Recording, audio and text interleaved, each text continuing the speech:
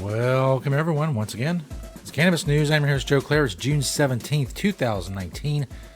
The show, as always, is presented by the Marijuana Times. Go check us out at marijuanatimes.org.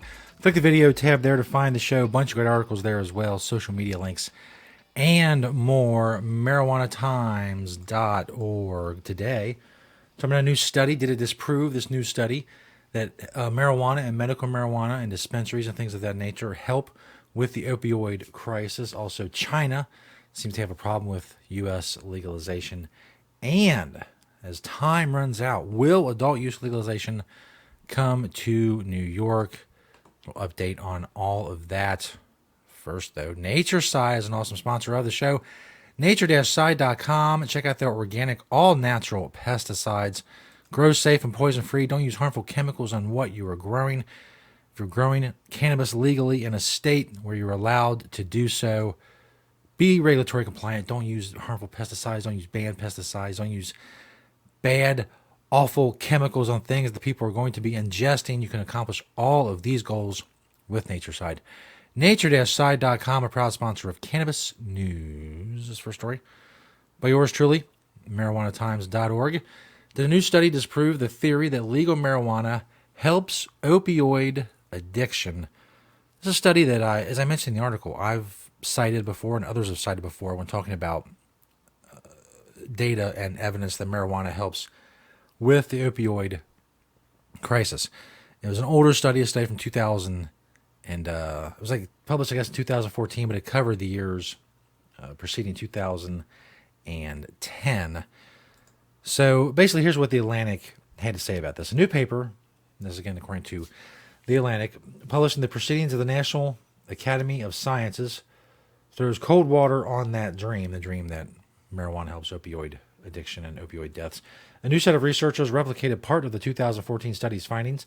That is, from 1999 to 2010, it's true that the introduction of medical marijuana laws was associated with a decline in opioid overdose deaths.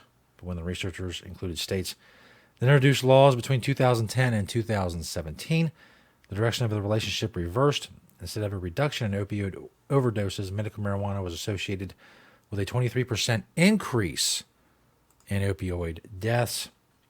Chelsea Shover, a postdoctoral researcher at Stanford University and author of the new PNAS study, said, quote, "If you believe the results of the first study, it's hard to argue that you don't believe the results of the second one, since the methods are the same." And as I point out in the article, that's fair enough. Fine. Let's say you've disproven that study. The author of this article in The Atlantic that I linked to, they act as if there's been no other research done since that study in 2014, that we've all just been sitting around waiting for this next one. That they're not constantly studying opioid use and the data in states where there's medical marijuana and retail marijuana sales. In fact, in the article that I'm discussing right now, it's on marijuanatimes.org, that's linked in the description of this video. The links in that article, in the second half of the article, will take you to links that will get you to several dozen studies done after 2014 that show the various ways that marijuana is helping opioid use, opioid addiction, opioid deaths. But as I point out in the end, as I point out many, many times, even if it didn't, I don't care. Helping opioid users is not a reason to legalize marijuana. The reason to legalize marijuana is because the people who consume it, possess it, grow it, and sell it are not infringing on the rights of anyone else. Everything else is just icing on the justice cake, as I say. I know I'm a master of turns of phrase. I understand. You're in awe of me right now. I understand. You have to get over it so we can get back to the practicalities of what we're doing here. But if it does help opioid use, if it doesn't, I don't care. It's not the reason that it should be legal, but the person who wrote this article in The Atlantic, they're acting as if there's only been the two studies, and there's the one, and then there's the other that said, no, that's not right. Even the article, the name of the article is The Misplaced Optimism in Legal Pot. From one study, The Misplaced Optimism in Legal Pot is the article of, or is the title of the article. It's It's really garbage. It's a garbage article with almost no research whatsoever. Well, the two studies. That's it. That's it. That's the extent of the research that went into that article. Again, you can find that linked in my article along with all the other studies that I talk about. Moving on to China. That's right. News out of China. Beijing says U.S. legalization of marijuana is a, quote, threat to China, end quote. Now, generally, I wouldn't care about this, but it could be important. I'll tell you why in a minute. Beijing's leading drug enforcement body has blamed the legalization of marijuana in Canada and parts of the United States for a spike in the amount of drugs smuggled into the country, describing it as a, quote, new threat to China. At a press conference in Beijing, Louis Eugene, deputy director of the China National Narcotics Control Commission, said the number of cannabis users in China has grown by more than 25% in 2018, rising to about 24,000 people. I know what you're thinking. They address it right here. In 2 years, we have found increasing cannabis traffic from North America to China, Louis Yunjin said, although he conceded there were, quote, few cannabis abusers in China relative to the total population. So those are like 1 point something billion, 1.5 billion people in China. They have 24,000.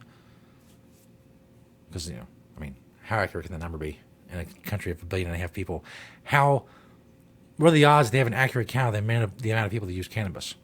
But in any case, even if you take it at face value that marijuana is a harmful thing, is going to destroy China, is 24,000 people out of 1.5 billion? I don't know what that percentage is. I didn't get my calculator out. But is that really something to be worried about? And again, I don't care about what China says. They're not the problem. They're not the one keeping... China's not the reason that marijuana is illegal in the United States. That's the United States. And that's the United States government has done that. But, you see, we may have a little loophole here. Maybe somebody, and I can't be the first person to think of this or to opine on it, but could this be used as leverage to get President Trump possibly behind marijuana legalization? Say, look, man, we're in this big trade war with China. We're trying to stick it to them. What better way to stick it to China than to flood their country with really just the dopest chronic we can? Flood China with the dopest U.S. chronic available. Get it on the boats, man. Get it going west or east if you want to take a longer trip. It doesn't matter. Just get it there. And then get Trump on board. Get behind some legalization. Say, look, China, you think the tariffs are bad. You think the trade war is bad. You think we're sticking it to you. Then, hey, I'm going to get behind legalizing marijuana. New threat to China. That's right. Somebody work on that. I can't contact Trump, or I would. Maybe I could tweet him, but I doubt he reads all that stuff.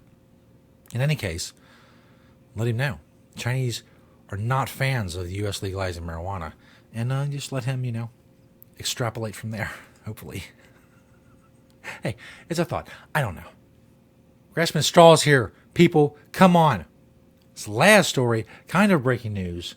It's from today, from New York, CBS Local.com. Many have thought that adult use legalization this year was dead in New York. But wait. New York marijuana, last-minute push to legalize underway in Albany, sources say. Despite meeting with members of the Senate and Assembly over the weekend, Governor Andrew Cuomo says there still isn't a firm proposal in place for legalization. The main issue seems to be the right of locality, he said in a radio show Monday morning. Does locality have a voice in the decision? Does New York State say Yonkers must do this? Or do they give the locality the option? Or does the locality have the option to opt in or opt out in terms of the market? Not a new problem. Obviously, it's a problem that every other state that's legalized had to deal with. Cuomo acknowledges while New York City is in favor of recreational marijuana, parts of Long Island think it would make the opioid crisis worse. In January, Nassau's police commissioner spoke out against legalization, saying, quote, now we're going to legalize marijuana, not knowing how long that stays in your system. I don't know what that means, or why Nassau's police commissioner has a say or represents all the people of Nassau County as far as what they feel about marijuana legalization. But the point is, they're still having problems. They're still hammering things out. A new bill would normally need 3 days of public review before a vote, so Cuomo would have to decree this a special necessity to rush it to the floor by Wednesday, the 19th, when the legislative session in New York ends for the year. So it really is a last-minute push. Time is running out. Whatever cliche you want to use, nearing the finish line. It's the fourth quarter. It's the 2-minute warning in the fourth quarter, and it's fourth and goal, and you got to get it in the end zone for the win. So on and so forth. You get the point. Whatever sports metaphors you like to throw in, insert them here. So we'll see over the next couple of days what happens to New York for an issue that seemed kind of dead for the year. If they were able to pull it out in the next 2 days, that would be pretty big, especially on the heels of adult use legalization being passed by the legislature in Illinois and being signed by the governor. It'd be another big blow to marijuana prohibitionists. And the more we can make them upset, well, the better the job we're doing, I would say. It's a good rule of thumb to live by. Thanks, everybody. We celebrated episode 420, of course, last week. So this is episode 421, or episode 1 of the second 420, or the second 420 episodes. I'm going to go with 421. Helps me, keep things clear in my head. Thanks, everybody, as we continue to embark on cannabis news, law reform, all that stuff, 5 days a week here at the Marijuana Times. Search us out on YouTube and Vimeo for the audio podcast. Check out Apple Podcasts. MarijuanaTimes.org, and you find the show as well, as long as also a bunch of great articles there as well. I'm done for the day. Thanks, everybody, for checking out Cannabis News. The beginning of another week. Thanks for watching, listening, sharing, commenting, all that stuff, and we'll see you next time right here on Cannabis News.